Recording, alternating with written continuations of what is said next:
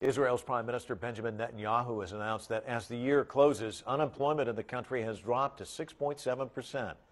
For some, those figures are much higher. Among Israel's deaf, it's as high as 40%. In jobs, as in other places, many of them rely on their state-provided interpreters.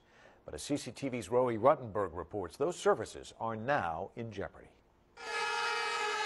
They demand to be heard, even though this is what they can hear. Members of Israel's deaf community and their supporters are urging the government to protect funding for their state-provided interpreters. It's due to be slashed on January 1st.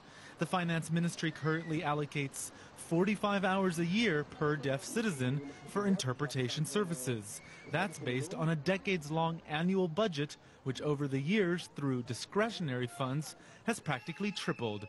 For some, that's helped, but it's still not enough. Interpretation is a tool that allows me to be in constant communication with the world. For example, I work as a manager and I can't participate in office meetings. They're not accessible to me. The government now insists the hours should be used for health care first, then labor disputes and welfare issues, and as a last priority, personal or social requirements.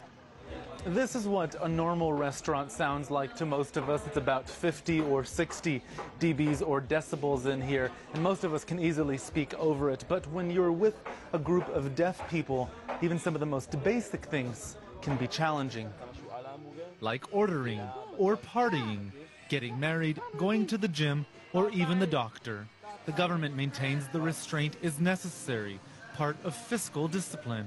But is it really the best money management?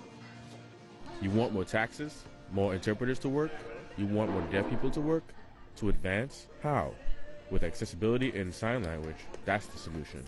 It all works in your favor, instead of me living off of government money. 26-year-old Shlomi Asraf wants to work eventually. He's studying sports education at a local college, and to get through his courses, uses an interpreter provided by the government. Lots of people say that we are weak, but it's more accurate to say we are weakened, because we are suppressed. I hope that this protest is just a start, until we reach a point where things change and perception changes.